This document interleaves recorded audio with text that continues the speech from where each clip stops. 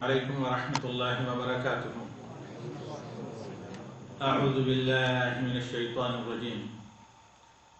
إن هذا القرآن يهدي للتي هي أقوم. کسی کو اگر سب سے سیدھا اور صحیح راستہ چاہیے جس کے ذریعے اللہ کی رضامندی، نبی صلی اللہ علیہ وسلم کی اتباع و پیروی اور حصول جنت ہو، تو وہ قرآن ہے۔ اس آیت کا مطلب یہ ہے کہ یہ قرآن اس راہ کی طرف رہنمائی کرتا ہے جو سب سے زیادہ سیدھا ہے۔ اس کی تفسیر آپ کے سامنے بارہا اس سے پہلے ذکر کر چکے ہیں، اور آج کا ہمارا موضوع ہے سورہ فاتحہ کی تفسیر سے متعلق کچھ چنیدہ باتیں، مقدمہ فارورڈ۔ آئندہ ہفتے سے ہم انشاءاللہ یا اس کے بعد اگلے ہفتے سے آغاز کریں گے فاتحہ کا ترجمہ اور مختصر تفسیر۔ سب سے پہلے سورہ فاتحہ کے نام۔ آپ جیسے کہ جانتے ہیں کہ یہ مکی صورتوں میں سے ہے، بلکہ بعض اہل علم کا یہ کہنا ہے اور بعض روایات اس بات پر دلالت کرتی ہیں کہ 2 دفعہ اس سورت کا نزول 2 دفعہ ہوا، ایک دفعہ مکہ میں اور دوسری دفعہ مدینہ میں۔ تو سب سے پہلے ہم آغاز کرتے ہیں بسم اللہ الرحمن الرحیم کے بعد سورہ فاتحہ کے ناموں کا۔ سورہ فاتحہ کا نام الفاتحہ اس اعتبار سے کہ قرآن کا آغاز اور نماز کا آغاز دونوں کا آغاز سورہ فاتحہ سے ہوتا ہے، اور فاتحۃ الکتاب اور خط میں جو قرآن جس ترتیب سے لکھا جاتا ہے قلم کے ذریعے، اس ترتیب کے اعتبار سے سب سے پہلی سورت ہے قرآن کریم کی یہ۔ صحیح حدیث میں جو امام ترمذی نے صحیح سند کے ساتھ نقل کی ہے، حضرت ابو ہریرہ سے اللہ کے نبی صلی اللہ علیہ وسلم کے یہ فرمان ثابت ہے کہ آپ صلی اللہ علیہ وسلم نے فرمایا: الحمدللہ رب العالمین، ام القرآن و ام الکتاب والسبع المثانی والقرآن العظیم ویقال لها الحمد ویقال لها الصلاۃ۔ یہ خیر بات کہ نبی صلی اللہ علیہ وسلم کا فرمان یہاں پر ختم ہو جاتا ہے کہ الحمدللہ رب العالمین،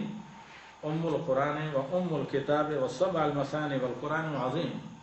کہ سورہ الحمدللہ رب العالمین جس کے شروع میں الحمدللہ رب العالمین ہے،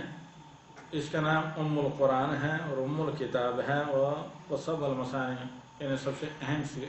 سورت قرآن کریم میں،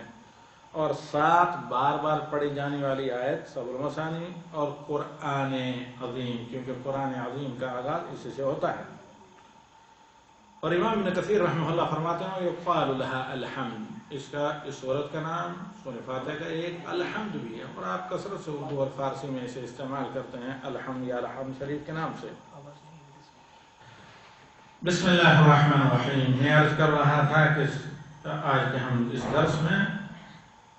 سب سے پہلے جو چیز آپ کے سامنے مقدمے کے طور پر رکھیں گے، اور آئندہ ہفتے انشاءاللہ العزیز آغاز کریں گے ہم فاتحہ کے ترجمہ اور مختصر تفسیر کا۔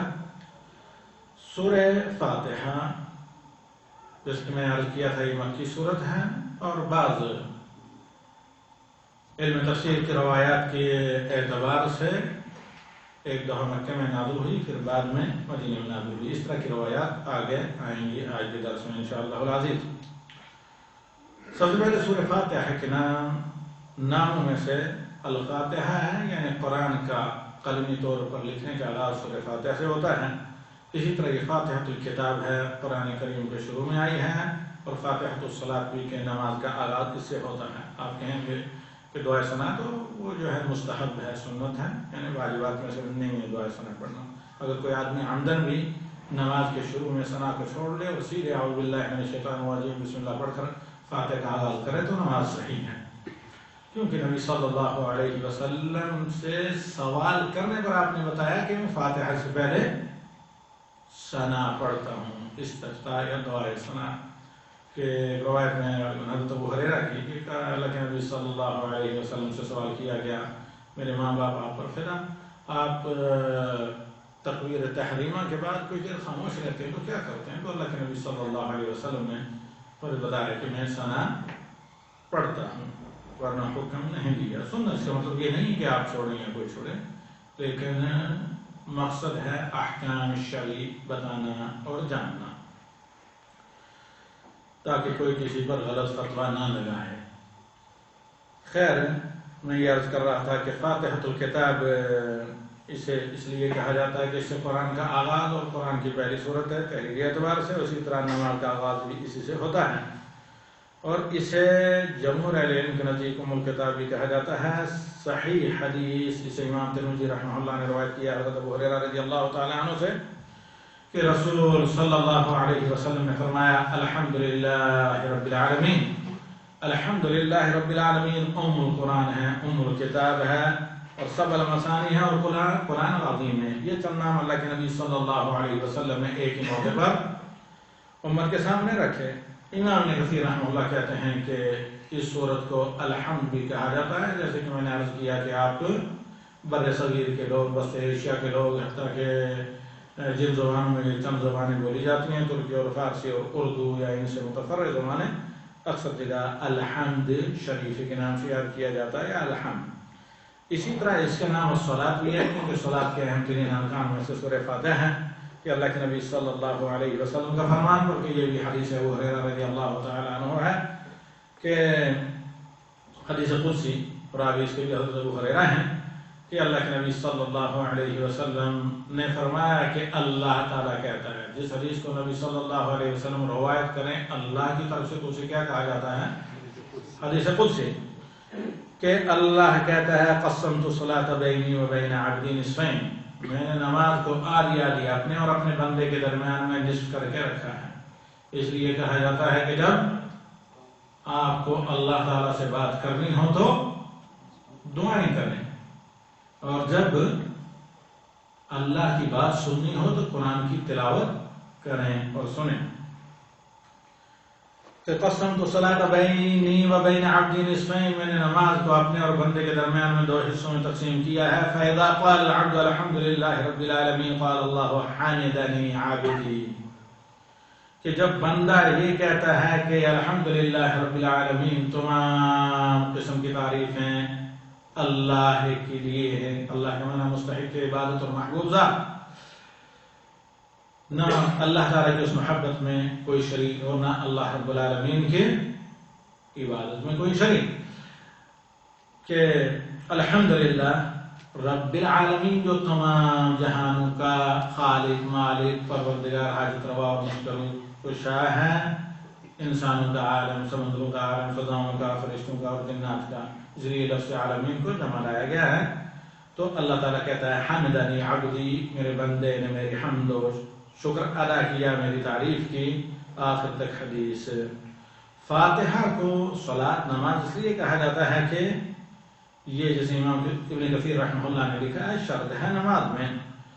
اور من جملہ جو سورہ فاتحہ کے نام ہیں ان میں سے الرقیہ بھی ہے۔ رقیہ کا معنی ہوتا ہے جاڑ پھونک۔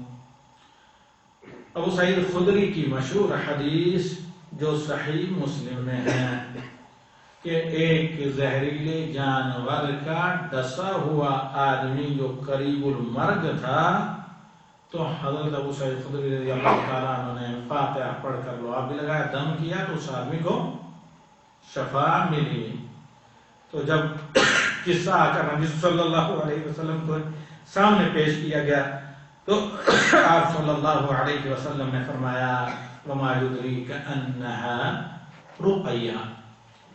آپ کو کیا پتا کہ یہ سورج جھاڑ پھونک کے کام آتی ہے، رقیہ کے طور پر بھی، پڑھ کر دم کرنے کے طور پر بھی اس کو استعمال کیا جاتا ہے۔ یہ مکی صورت ہے، اور یہ جو کہنا کہ مکی صورت ہے یہ حضرت عبداللہ بن عباس رضی اللہ تعالیٰ عنہ، قتادہ اور ابو العالیہ وغیرہ نے کہا ہے، اور دلیل کے طور پر اللہ کا یہ فرمان پیش کیا ہے وَلَقَدْ آتَيْنَاكَ سَبْعًا مِنَ الْمَثَانِي، یہ حصہ یعنی اس میں یہ جو آیت ہے وَلَقَدْ آتَيْنَاكَ سَبْعًا مِنَ الْمَثَانِي، یہ مکہ میں نازل ہوئی ہے۔ تو سبع المثانی سے نبی صلی اللہ علیہ وسلم نے جو سبع المثانی کی تفسیر کی وہ کیا کی ہے؟ سورہ فاتحہ۔ تو لہذا حضرت عبداللہ ابن عباس ان کے جو شاگرد ہیں تابعین میں سے جن کا نام ابھی میں نے ذکر کیا، تو اس فرمان الہی سے، اس فرمان ربانی سے یہ استدلال و استنباط کیا ہے کہ سورہ فاتحہ مکی ہے۔ تو امام ابن کثیر رحمہ اللہ فرماتے ہیں واللہ اعلم، اللہ تعالیٰ اعلم۔ جہاں تک آیات کی تعداد کا تعلق ہے تو بلا خلاف سورہ فاتحہ کی کتنی 7 آیات ہیں، اور بسم اللہ ایک مستقل آیت ہے سورہ فاتحہ کے شروع میں، یعنی مستقل علیحدہ آیت ہے جو فاتحہ کی نہیں ہے، لیکن فاتحہ کے شروع میں ہم سورت کی طرح مستقل ایک آیت ہے، جیسا کہ جمہور قراء اہل کوفہ وغیرہ نے اسے روایت کیا ہے، اور صحابہ اور تابعین کی ایک جماعت نے، اور بعد کے بہت سے لوگوں نے۔ جہاں تک اس الفاظ کا تعلق ہے یا حروف کا، کہ کل جو ورڈز ہیں، کلمات ہیں سورہ فاتحہ کے، یہ 25 ہیں اور حروف 113۔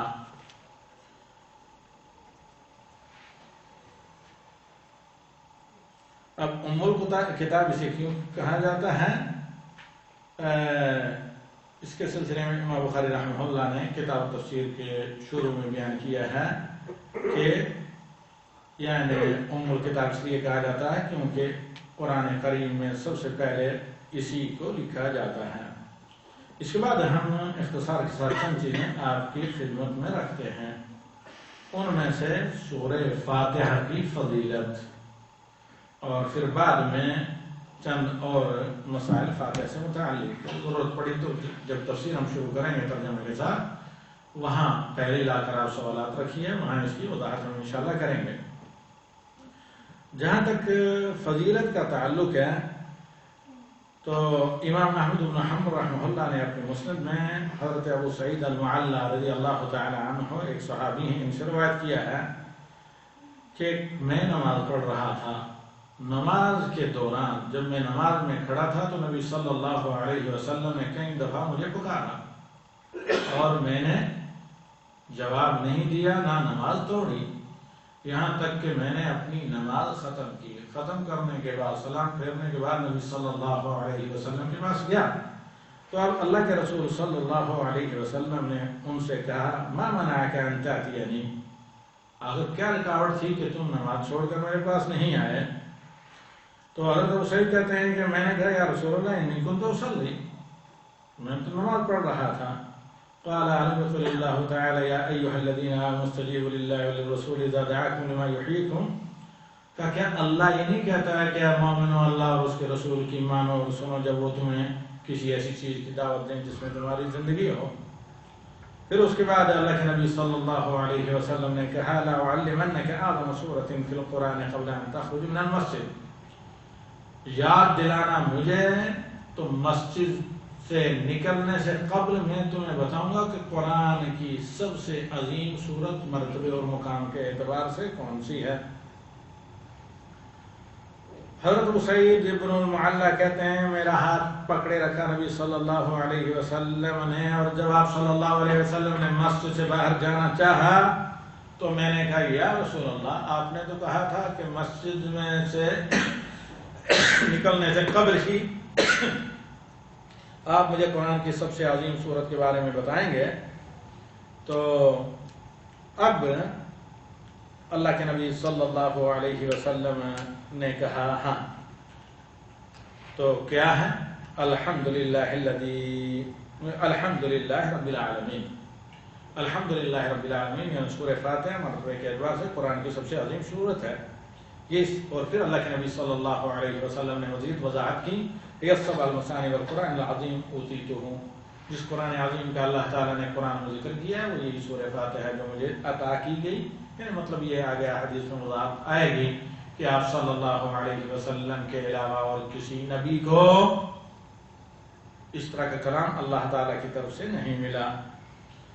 جیسے امام بخاری رحمہ اللہ نے اسے روایت کیا ہے، اور امام ابو داؤد اور نسائی اور ابن ماجہ وغیرہ نے اس حدیث کو روایت کیا ہے۔ قرآن کے فضائل میں امام بخاری نے حضرت ابو سعید خدری کی ایک روایت کی ہے کہ ہم ایک سفر میں تھے، سفر کے دوران ہم نے کہیں راستے میں کسی بستی یا گاؤں میں پڑاؤ ڈالا، تو ایک لڑکی ہم لوگ جہاں تھے وہاں آئی، تو اس لڑکی نے کہا کہ قبیلے کا جو امیر ہے، سردار، وہ بیمار ہے، اسے کسی زہریلے جانور نے ڈنس لیا ہے، کیا تم میں سے کوئی ایسا شخص ہے جو جھاڑ پھونک کرتا ہے، دم کرتا ہے، جس سے بیمار کو یا ڈسے ہوئے آدمی کو شفا ہو؟ تو کہا کہ ہم میں سے ایک آدمی، صحابہ میں سے ایک آدمی اٹھ کھڑا ہوا اور اس لڑکی کے ساتھ وہاں چلا گیا، اس بیمار کو دیکھا تو دم کیا۔ اب اس قبیلے کے سردار کو جب شفا ملی تو اس نے کہا کہ میرے مال میں سے 30 دمبیاں، شاد کا لفظ ہے اور شاد دمبے کے لیے استعمال ہوتا ہے، 30 دمبیاں میرے مال میں سے انہیں دے، اور ساتھ ہی ساتھ جتنا پورا قافلہ تھا صحابہ کا جو مسافر تھے، کہا ان کو دودھ بھی پلایا جائے، ضیافت کی جائے۔ کہا ہم نے یہ لیا مال، اور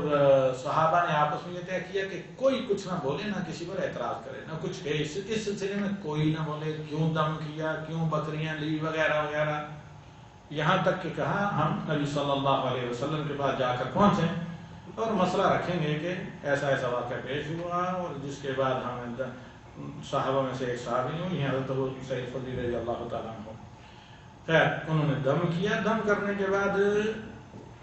ہدیے کے طور پر قبیلے کے سردار نے اتنی یہ 30 دمبیاں عطا کی، تو ہم لے کر چلے آئے۔ اب جب یہ صحابی واپس آئے اپنے قافلے کے پاس، کہ ہم نے پوچھا کہ تمہیں بھائی دم کرنا نہیں آتا؟ اس سے پہلے تو تمہارے بارے میں نہ سنا نہ مشہور ہو، یا کبھی تم نے اس سے پہلے بھی دم کیا؟ تو اس صحابی نے کہا کہ نہیں، نہ میں نے دم کیا کبھی اور نہ ہی میں دم کرتا ہوں، بس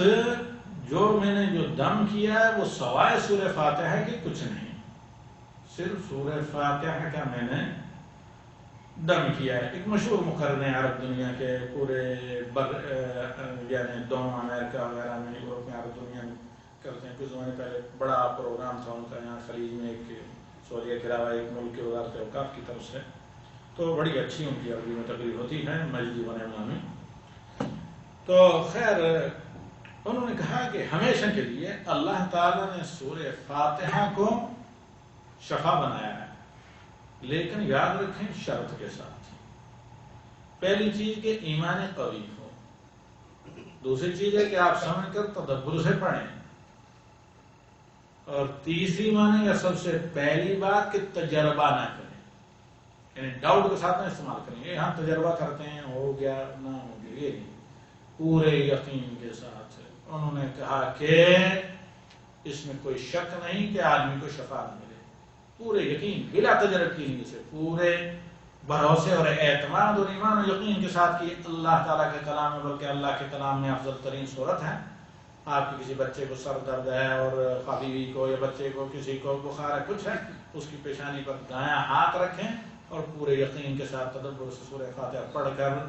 ہاتھ کو اس طرح ہاتھ سے سلائیں، تو اللہ تعالیٰ یقیناً بِإِذْنِهِ اور بِمَشِیَتِهِ شفا دے گا، لیکن اعتقادات میں تزلزل نہ ہو، تجربے کی نیت سے استعمال نہ کریں۔ خیر تو یہ صحابی روایت کرتے ہیں کہ جو دم کرنے کے لیے صحابی گئے، انہوں نے کہا کہ میں نے سوائے سورہ فاتحہ کے الکتاب کے نہ کوئی دم کیا، نہ کوئی منتر پڑھا، نہ کچھ، صرف قرآن پاک کی سورت کو پڑھا ہے۔ تو اب ہم نے آپس میں طے کیا کہ کوئی کچھ نہ بولے، یہاں تک کہ ہم نبی صلی اللہ علیہ وسلم کی خدمت میں حاضر ہو جائیں۔ جب ہم مدینے پہنچے واپس سفر سے، تو ہم نے نبی صلی اللہ علیہ وسلم کو واقعہ جوں کا توں سنایا۔ فقال، تو رسول صلی اللہ علیہ وسلم نے فرمایا، سنیے اللہ کے نبی صلی اللہ علیہ وسلم کے مبارک کلمات، وَمَا كَانَ يُدْرِيهِ أَنَّهَا رُقْيَةٌ، آخر تمہارے ساتھی صحابی کو کیسے معلوم ہوا کہ سورہ فاتحہ جھاڑ پھونک کے کام میں بھی آتی ہے، وہ رقیہ ہے؟ تو اس کے بعد یعنی یہ تو ایک نبی صلی اللہ علیہ وسلم کی طرف سے ایک تقریر تھی، اس کو ثابت اور جائز قرار دینا، اور دوسری اطمینان قلب کے لیے تاکہ جو ہدیہ دیا گیا اس کے استعمال کرنے میں صحابہ کے دل میں کسی قسم کا حرج اور تنگی نہ ہو، تو کہا کہ اقسموا ان بکریوں کو آپس میں تقسیم کرو، وَاضْرِبُوا لِي بِسَهْمٍ، بلکہ میرا حصہ بھی ساتھ رکھو۔ بلکہ ایک اور حدیث ہے، اس قسم کی کئی روایات کو میں نے جمع کیا ہے، میری مشہور کتاب جو 3 ایڈیشن سے زیادہ ہے، 5-5 ہزار کی، 15,000 کی، تو شائع ہو کر وہ پھر تقسیم ہو چکی ہے، اور پھر بعد میں برے صغیر وغیرہ سے بھی شائع ہوئی بعض مرتبات میں۔ علاج امراض، یہ کتاب ہمارے لائبریری میں موجود ہے، گرینڈ فلور میں نہیں، اوپر میزان میں۔ اس میں اس واقعے کو تفصیل میں نے لکھا بھی ہے، اور پھر روایات کو تفصیل عربی متن کے ساتھ اور ترجمے کے ساتھ اکٹھا کیا ہے، اس کو آپ لوگ پڑھ سکتے ہیں۔ خیر، بلکہ وہاں دیگر بعض روایات میں اللہ کے نبی صلی اللہ علیہ وسلم نے کہا جو علاج امراض میں روایات ہیں کہ کتنے لوگ ہیں جو باطل اور ناجائز طریقے سے جھاڑ پھونک کر کے کھاتے ہیں، اور تم نے جو جھاڑ پھونک کیا ہے یہ صحیح طریقے سے کیا ہے اور یہ تمہارے لیے جائز ہے۔ ایک دوسری حدیث صحیح مسلم میں اور نسائی میں بھی ہے، حضرت ابن عباس سے۔ اسی حدیث پر آج میں اتفاق کرتا ہوں آج کے درس تفسیر کا، اور حدیث یہ کہ ابن عباس کہتے ہیں کہ ہم بیٹھے تھے۔ یہ حدیث دلالت کرتی ہے کہ یہ جو واقعہ ہے یہ مدینے کا ہے، یعنی پہلے تو عام طور پر مکے میں نازل ہوئی سورہ فاتحہ، لیکن یہ جو واقعہ ہے بعد والا یہ حقیقت میں مدینے کا ہے، کیونکہ ابن عباس مدینے میں بہت دیر میں آئے ہیں۔ کب؟ فتح مکے کے بعد، جب حضرت عباس وغیرہ بھی آئے، اور پھر ابن عباس بہت چھوٹے تھے مکی زندگی میں، کیونکہ نبی صلی اللہ علیہ وسلم کی وفات ہوئی تو ابھی چڑھتی جوانی یا کم عمر بچوں میں تھے حضرت عبداللہ ابن عباس، لیکن عالم تھے۔ خیر، یہ حدیث صحیح مسلم کی ہے اور سنن نسائی وغیرہ میں بھی ہے۔ ابن عباس سے قال بین رسول اللہ صلی اللہ علیہ وسلم وعندہ جبریل، کہ ہمارے درمیان ہی تھے اللہ کے نبی صلی اللہ علیہ وسلم اور جبریل نبی صلی اللہ علیہ وسلم کے پاس تھے۔ اس سمع نقیرا فوقا، نبی صلی اللہ علیہ وسلم کو ایسی طریقے سے نہیں، اس مراد جبریل ہے، جبریل کو اپنے اوپر آسمان میں ایک چڑچڑاہٹ سمجھتے ہیں نا؟ کیا چڑچڑاہٹ؟ نہیں یار، پریشانی، آواز جو دروازے کھلنے وغیرہ کی ہوتی ہے، ایک آواز سنائی دی۔ اچھا میں نے پوچھ لیا انہوں نے، پتہ نہیں آپ لوگ کیا نقل کرتے ہیں، ایک آواز سنی تھی، نقیز کا اردو میں ہوتا ہے وہی کسی دروازے کے کھولنے یا پٹ کے کھولنے اور بند ہونے کی آواز، جس کو چڑچڑاہٹ بھی کہتے ہیں، وہ مریض والی بوڑھوں والی چڑچڑاہٹ نہیں۔ خیر، کہ جبریل امین نے ایک آواز سنی اپنے اوپر، تو جبریل نے اپنی نگاہیں آسمان کی طرف اٹھائیں اور کہا، کس نے کہا؟ جبریل علیہ السلام نے، فقال هذا باب قد فتح من السماء ما فتح قط، آسمان کا یہ وہ دروازہ کھلا ہے جو اس سے پہلے کبھی نہیں کھولا گیا۔ اور پھر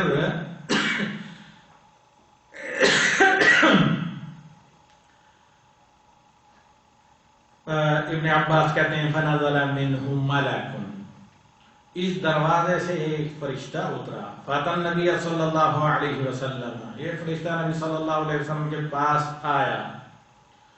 فقال ابشر بنورین قد اوتیتہما لم یؤتہما نبی قبلک، آپ کو مبارک ہو، آپ کے لیے خوشخبری ہے کہ اللہ نے آپ کو دو روشنیاں علم کی، 2 نور وہ عطا کیے جو آپ سے پہلے کسی نبی کو نہیں دیے گئے۔ وہ 2 نور کیا ہیں؟ فاتحۃ الکتاب، سورہ فاتحہ جو قرآن کے شروع میں ہے، وخواتیم سورۃ البقرہ، اور سورہ بقرہ کے خاتمے، آمن الرسول سے لے کر فانصرنا علی القوم الکافرین تک جو 2 آیتیں ہیں۔ لم تقرأ حرفا منہما الا اوتیتہا، ان میں سے جو بھی حرف آپ پڑھیں گے یعنی دعا کے طور پر، اے نبی آپ کو ملے گا۔ یہ درس نسائی کے ہیں اور مسلم میں بھی ایسے ہی الفاظ ہیں۔ میں سمجھتا ہوں اتنے آج آپ یاد رکھیں تو کافی ہے۔ اقول قولی هذا واستغفر الله لي ولكم ولسائر المسلمين فاستغفروه انه هو الغفور الرحیم. آئندہ ہفتے ہم آغاز کریں گے انشاء اللہ العزیز استعاذہ